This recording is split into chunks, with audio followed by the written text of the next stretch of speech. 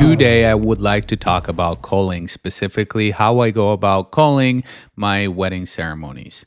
We're going to begin by walking through why I pick each image, what I'm looking for each moment, and also how I tackle culling photos from different photographers, kind of how I speed up that process of having multiple photographers where maybe they're capturing different angles or different areas, just to maximize my speed as I'm going through these photos and picking the keepers from the not keepers. So let's go ahead, dive in. But first, as usual, a little sip of mate and we'll get right into it. All right, so let's begin here. You're going to see I have a system. My system for culling mainly begins with stars. So the stars are going to be the initial step to what I keep, what I don't keep. I have a whole process when I'm doing sneak peeks and all of that before I even get to the full final gallery culling, and I can make a video strictly on that. However, now I'm going to talk about this part of the process, which is culling the ceremony time. So if you see anything with a star, that's a keeper. Anything that doesn't have a star is not a keeper. All right. So here where everybody's lined up and ready to go. And you notice keepers, once again, are the starred photos. The not keepers are the ones that don't have stars. We begin by choosing which photos we're going to keep during the processional. So when they're coming into the ceremony, some photographers shoot a lot of photos during this time. Some are more reserved. I like to do a little in between because people do make weird faces. They're nervous. They're overthinking it. So I try to pick the ones where my main characters look the best. So main characters meaning my couple. Then obviously I want the family to be looking good too. So eyes open, good posture. And that's why I go about picking my photos. Here, I picked this one just simply because of the dynamic and the spacing. I like how they were more in the middle of the walkway with an equal distance from there to here. So the framing just kind of made more sense as opposed to the other photos there. And that's why I picked those. If we move forwards here between these two, I think the groom looks a little better in this photo as opposed to this one. That's why I picked it. And you notice right away here, you're seeing the same photo from two different angles. That would be my second shooter and I'm at the front, my second shooter's in the back. And I did mention, what I do in this situation. Because I know sometimes, like when I'm culling, I look at this photo and I wonder, okay, I can see what's right before it, but what's right after? I would see it from, this is the second shooter's photo. So I would see it from, I want to see what's next on their angle as opposed to my angle. But here, the next one would be my angle. So then I get lost. So I kind of want to see back to back what's best. The way I do this is very simple. So if you're in gallery mode and you hit \, you will see this menu pop up top here. It'll look like this. So \, right? It pops up right there. Metadata is one way you can filter out by camera, by lens, and all of that. And it'll show you only the images that were produced with that piece of equipment. This is super, super helpful. This is a tip that I wish I knew early on, and it's a beautiful feature from Lightroom that helps you speed up this process. So my second shooter is shooting with an R6. I was shooting with an R5 with two lenses on, so two R5s. Therefore, I'm going to pick the R5, and when you see the R5 pop up, you see all the lenses that I shot with during the wedding day. Specifically, ceremony was done with the 135 and 28-70. So it's only showing me all the photos that were taken with that camera body and with those lenses. And you will see now it's going to be a lot easier for me to cull because I see only my images from my angle. Now, if I want to see, we were in that photo of the groom walking down with the father, you'll see now we can go through just that angle from my second shooter. So now I can pick, right? I see what's before, what's after it. And I can make a wise choice and save myself a little more time. So I like the framing this one better than that. You notice I liked this moment a lot. Just the parents walking. Obviously, I'm going to avoid when they're fixing their attire. And then I like this one because they're smiling. Same here. This one, they both settle into a smile and the mom's eyes open up. So that looks really good. So now you notice how much easier it is because I'm only culling from one camera as opposed to two cameras. I'm getting that one angle and I can fly through it a lot quicker as opposed to like skip around. And then what I find when I don't use this method is I end up keeping a lot more photos than I actually need because maybe I didn't see what was right before it because there was 4 or 5 of a different angle right before it. So I end up with too many, and then it extends my process. So I have to go back through and narrow it down once again. The lighting wasn't optimal, lighting direction, but you work with what you're given. Here, I like how they both were smiling in that one. And I try to include, more pulled back, full body, and then a tie of each. I find myself including less of the wedding party, so being way more selective when it comes to wedding party or anybody that's not family or the couple itself, because you don't need a million. They don't want a million photos of their friends walking down. They want more of themselves. That doesn't mean you don't include them. You just include a little bit less. Here's where the bride begins. I'm going to be very picky in making sure that these are all flattering expressions, looking for emotional moments, looks in between the two of them, emotional reactions. Like I like this moment where she's looking at the dad and dad's looking down. Moments that show expressions like this as smiles. And if there's like 4 or 5 of the same, I'm just going to find the best one of each, right? And that is kind of my approach. And what I'll do is I'll run through this one camera angle and then I'll hop back to the other camera angle.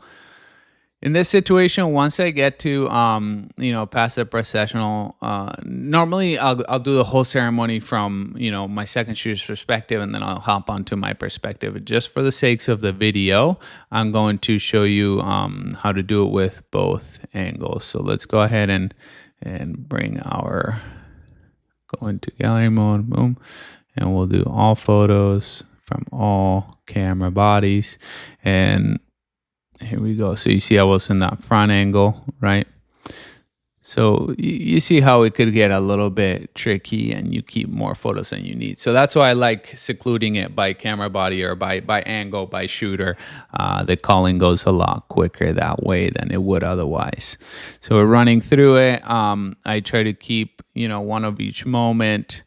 And to start, so what I'll do to quick key, I use the brackets. So the brackets, if you're on a Mac, they'll be between the backslash and the letter P on your keyboard. You can use those to bring your star rating up or down. So I'll have one hand on the arrows, one hand on the brackets, and I can just quickly add a star or take a star away.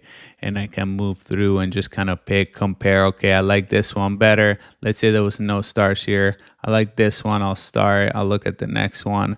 Maybe I'll start in that. I'm like, no, you know what? Take that star away. Now you keep that one.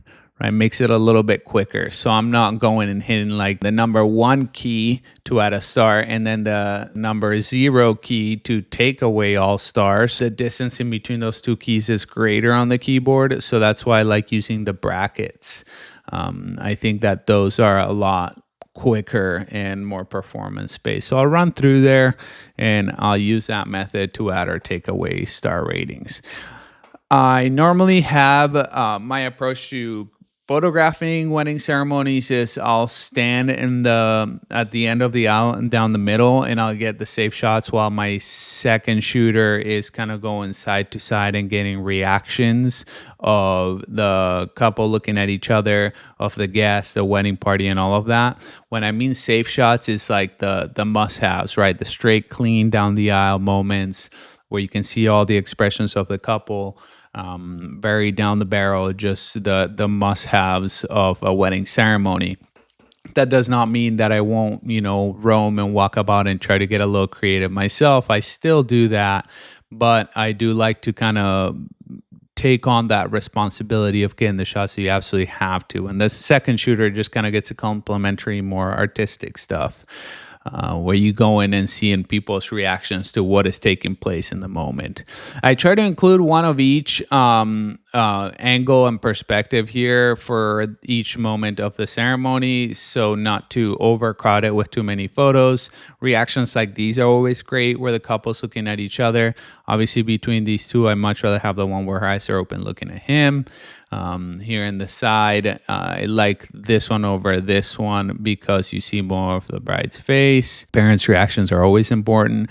I always tell my second shooters too, make sure you capturing lots of photos of the older family members or guests, the older guests, because I've had multiple times where couples have come back and said, I'm so glad you got that photo of my grandpa. That was the last photo that we had of him before he passed. So anybody that's an older guest, make sure you got lots of photos of them in moments, whether it's by themselves or interacting with people, because you never know. I like stuff like this because it shows off the things that they give to the attendees. So like the fans that they have, sometimes they'll do leis or they'll do umbrellas for the shade. And same applies here when I'm doing photos of guests or wedding party. I try to pick what they look best in if I have 4 or 5 of the same practically. For the wides, this one, here we go. See, another great way to show those little favors that they give out is hands-on rather than, yes, I do shoot them as details on like a nice pretty setup on a table with flowers and such, but I think hands-on kind of in action is another way to show them nicely, because that's how they picture they're going to be used. So with interacting with their guests is always a fun way to feature those things. Here, I love those looks. I always try to do wides, establishing shots of the ceremony, showing all the details. Love these moments, parents looking at them. Little Brannizer method, so stacking these 3 together to make a nice wide. I like doing those. I try to not overdo it with the guest reactions again, but they love to see. I think those are some of the favorites where they see how the people were looking at them or feeling in that moment. So there's a lot. I feel like during ceremonies, I shoot a lot of pictures. I take a lot of photos during ceremony, and I try to include as much as possible, but there's only that you can give until you hit that threshold of like entirely too much. And then it just becomes repetitive and it doesn't have a point. Sometimes I'll jump into, if my second shooter is on one end, I'll go to the other side and get the balancing reaction to that. So if they're capturing the groom, I'll go get the bride. As long as I know that nothing important is going to be happening down the middle, where I need to have that nice, profile shot like this angle, right? If I know that they're about to put on the rings, I wouldn't abandon the aisle. I would stay on the aisle and make sure that at least one person's straight down the back to get those moments. You want to make sure you're not out of place for those times. So be picky and know when you can step away and when you can't. And don't be afraid to give it a light jog and hustle back if you need to. This is all going to become very repetitive if I go one by one. But what I want you to take away is be selective. Make sure you pick those defining moments. When you're going through a sequence of someone walking in and there's like 10 photos, pick those in betweens where they look best, where it's the most flattering angle, where it makes sense directional wise, framing wise. So you don't have to overdo it. Specifically when you're not involving the couple or family members, you don't have to overdo it. You just get 1 or 2 really good photos of the wedding party walking in of each of the members and then move on.